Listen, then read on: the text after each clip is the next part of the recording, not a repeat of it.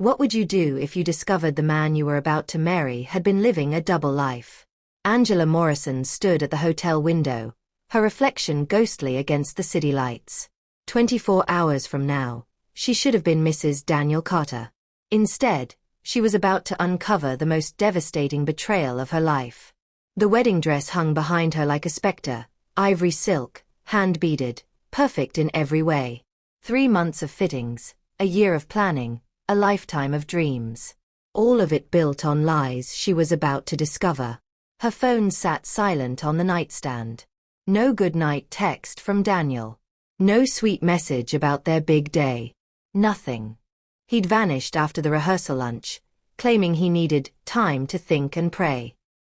Angela pressed her palm against the cool glass. Something was wrong. She could feel it in her bones, the way animals sense earthquakes before they strike. But what she didn't know was that downstairs in the hotel lobby, Pastor Timothy Williams was pacing the marble floors, clutching an envelope that would change everything. The pastor had received a phone call an hour ago. From his sister in Chicago. About his niece Rebecca. About photos. About secrets that were about to explode. What happened next would destroy Angela's fairy tale, but save her life. The knock came at 10:47 p.m., sharp and urgent. Angela opened the door to find Pastor Timothy. His usual composure shattered.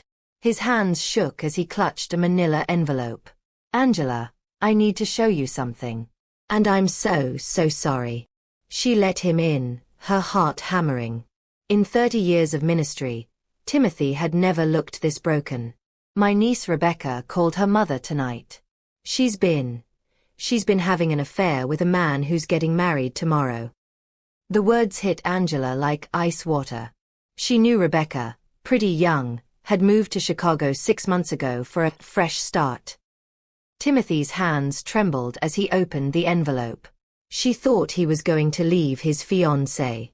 She thought he would call off his wedding. When she realized he wouldn't, The first photo showed Daniel in a restaurant, his arm around Rebecca, both of them laughing intimately. But it was the timestamp that made Angela's knees buckle. Thursday, 11:23 p.m. 2 days ago. While she'd been addressing wedding invitations. The second photo was worse. Much worse. Daniel kissing Rebecca with a passion that spoke of familiarity, of routine, of love. 6 months, Timothy whispered. Maybe longer. Angela sank onto the bed, the photos scattered around her like broken glass. 6 months of lies. 6 months of church meetings that never happened. 6 months of phone calls he took in private. 6 months of her own intuition screaming warnings she'd refused to hear. But what Timothy didn't know was that Rebecca wasn't Daniel's only secret. The envelope contained only part of the truth. The full extent of Daniel's deception was about to unfold in ways that would shock everyone. As Angela sat in the darkness, her phone began buzzing with messages. Not from Daniel, from strangers. The first message came from a woman named Sarah. "I saw your engagement post on Facebook.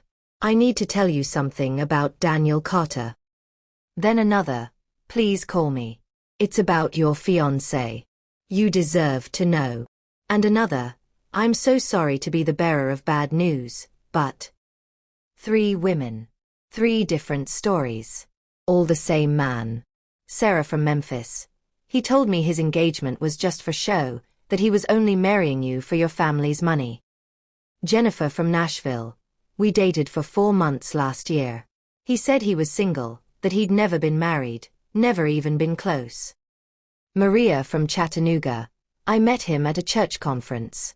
He said he was a youth pastor, that he was devoted to God and would never hurt anyone." Each message included screenshots, photos of Daniel with these women, dates that overlapped with their relationship, promises of love, of forever, of faithfulness, the same promises he'd made to Angela. Angela realized with crystalline clarity that she wasn't just one woman betrayed by one man. She was part of a pattern, a systematic web of deception that had been going on for years. But the most devastating revelation was still to come. Because as Angela scrolled through the messages, She found one that made her blood run cold. It was from someone who knew about tomorrow's wedding. Someone who had been watching, waiting, planning. The message simply read, "Don't go through with it. Trust me, there are things you still don't know." What could be worse than what she'd already discovered? Angela was about to find out that some secrets are buried so deep, they only surface when you think you've heard it all. Angela didn't sleep. By dawn, she'd made her decision. She would walk down that aisle. She would look Daniel in the eyes. And she would expose every lie in front of everyone who believed in him. The bridal suite filled with activity. Makeup artists, hairstylists, photographers capturing every joyful moment. Angela moved through it all like an actress, smiling on cue, pretending to cry happy tears when her mother helped her into the dress. But inside, she was ice-cold calm. She had a plan. At 11:30, Daniel called. "Hey, beautiful. Just wanted to hear your voice before we make this official." The casual affection in his voice was breathtaking in its audacity. How could he sound so loving, so sincere? "Hi," Angela said simply. "You sound tired. Pre-wedding nerves. Something like that. Well, in a few hours, we'll be husband and wife. I love you, Angela. More than you'll ever know." The lie rolled off his tongue so easily, so convincingly. If she hadn't seen the photos, hadn't read the messages, she would have melted at those words. "Daniel," she said carefully, "do you have anything you want to tell me? Any confessions before we make our vows?" A pause. Too long. Too telling. "What kind of confessions?" "Angela, you're scaring me. Nothing important. I'll see you at the altar." After he hung up, Angela stared at her reflection. She looked like a fairy tale bride, radiant, glowing, perfect. But appearances, as she'd learned, were the most dangerous lies of all. Her mother bustled in, tears in her eyes. "Oh, sweetheart, you look absolutely stunning. Daniel is going to cry when he sees you." If only she knew, Angela thought. He's going to do more than cry. St. Matthew's Church was packed with 300 guests, all dressed in their finest, all anticipating a beautiful wedding. The sanctuary glowed with white roses and baby's breath, exactly as Angela had dreamed. Daniel stood at the altar in his black tuxedo, looking devastatingly handsome. He was talking quietly to his best man, occasionally glancing toward the back doors, waiting for his bride. Pastor Timothy took his place at the pulpit, his face carefully composed but his hands shaking slightly as he opened his Bible. He caught Angela's eye through the crowd and gave her the slightest nod. The organist began Canon in D, and the congregation rose.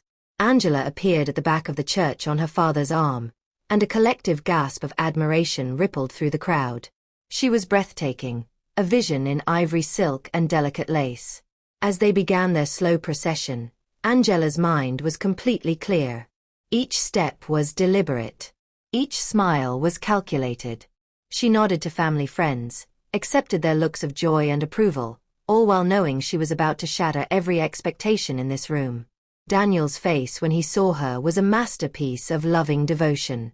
His eyes filled with tears, his hand went to his heart, his smile was radiant with emotion.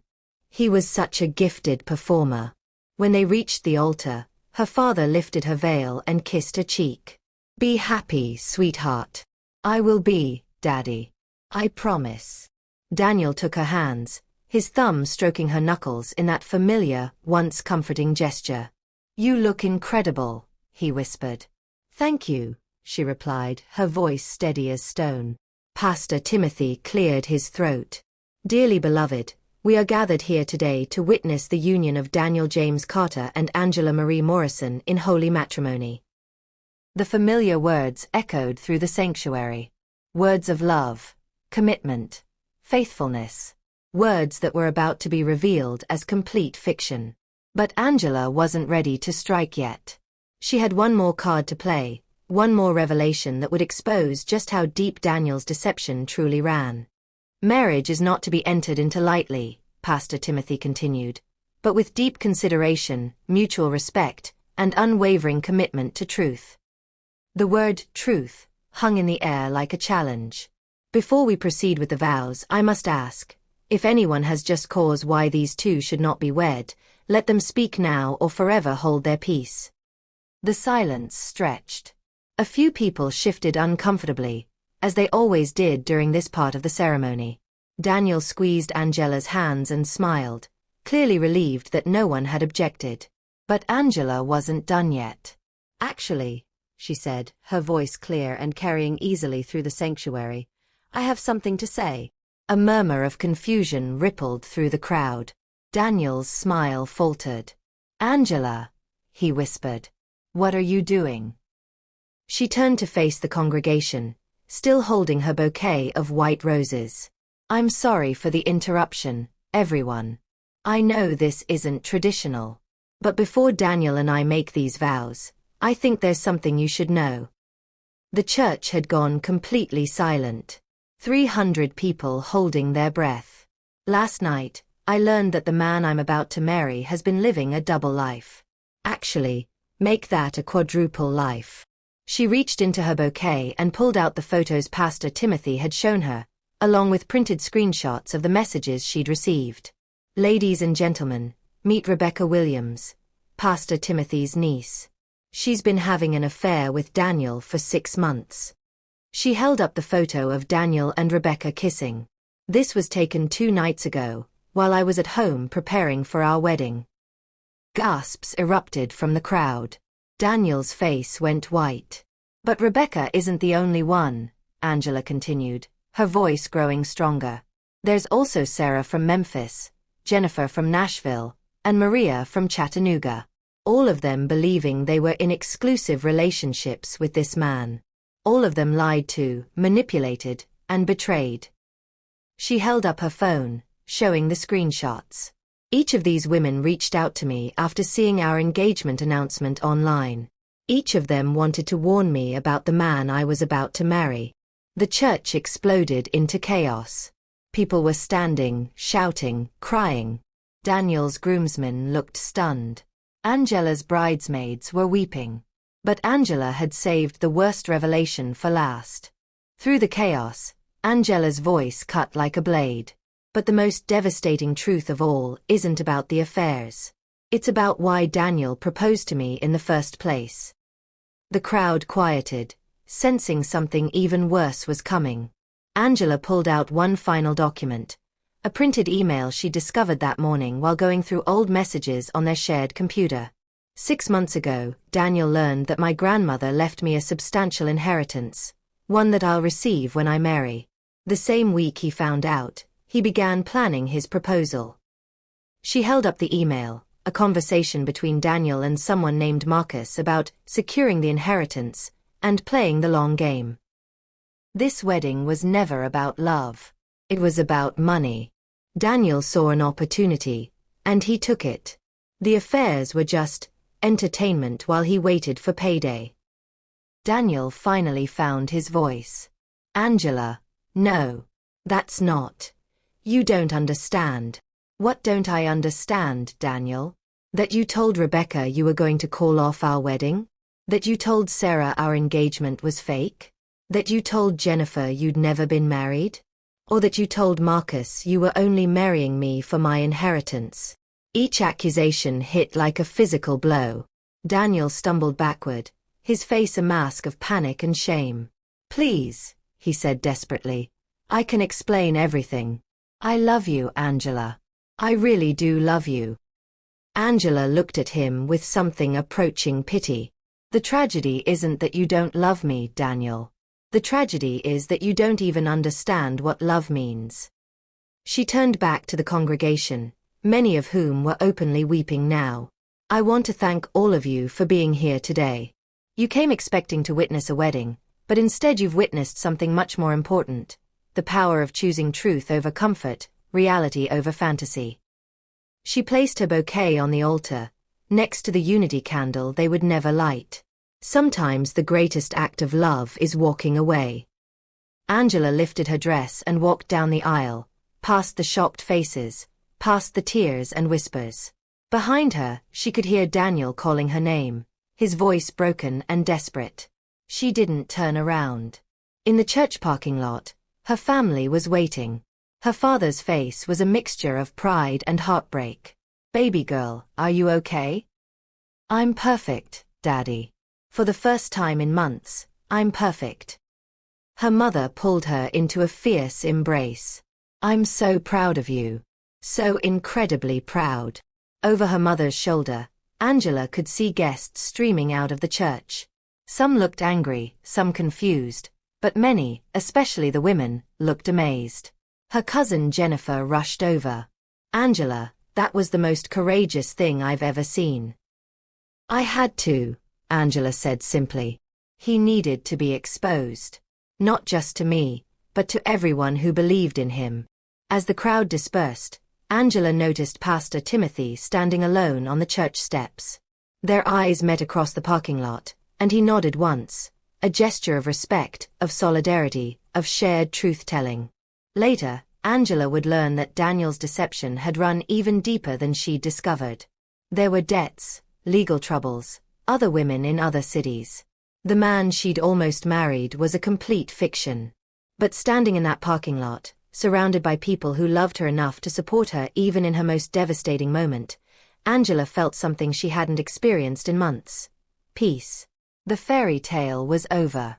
Real life was about to begin. Angela sat on a beach in California, her laptop balanced on her knees, the ocean stretching endlessly before her. The manuscript on her screen read, "The Wedding Lie, a True Story." It had taken a year to write, a year to process, a year to transform the most painful experience of her life into something that could help other women recognize their own red flags before it was too late. Her phone buzzed with a message from her editor. "Angela, the book is incredible. This is going to help so many people. Are you ready for the world to know your story?" Angela smiled at the ocean, feeling the warm sand between her toes, listening to the eternal rhythm of the waves. She was no longer the woman who had stood at that hotel window in terror and confusion. She was stronger now, wiser, more aware of her own worth. The betrayal had nearly destroyed her, but ultimately it had saved her from a life built on lies. Her phone buzzed again. A text from David, the kind, honest man she'd been dating for 6 months. Nothing dramatic, nothing overwhelming. Just real, steady, authentic love. "Hope your writing is going well. Can't wait to hear about your day when you get back. P.S. My sister says thank you for helping her recognize the red flags in her relationship. You're changing lives, Angela." Angela typed her response to the editor. "I'm ready. Let's help other women trust their instincts and choose themselves." She closed the laptop and walked to the water's edge, letting the waves wash over her bare feet. In the distance, she could see a couple taking wedding photos on the beach. Real love, real joy, real promises made by real people. The difference was obvious now. She'd learned to recognize authentic love by surviving counterfeit love. Sometimes, Angela reflected, the worst thing that happens to you becomes the best thing that ever happened to you. Sometimes, having your heart broken wide open is the only way to let real love in. As the sun set over the Pacific, painting the sky in brilliant oranges and pinks, Angela whispered a prayer of gratitude, not for the pain, but for the strength to survive it. Not for the betrayal, but for the courage to choose truth. Her story had ended at an altar surrounded by lies. Her new story was beginning on a beach surrounded by infinite possibilities. Sometimes, walking away isn't weakness. Sometimes, it's the bravest thing you'll ever do. And sometimes, it's the first step toward the life you were always meant to live. What would you have done in Angela's situation? The courage to choose truth over comfort isn't easy, but as Angela discovered, it's always worth it.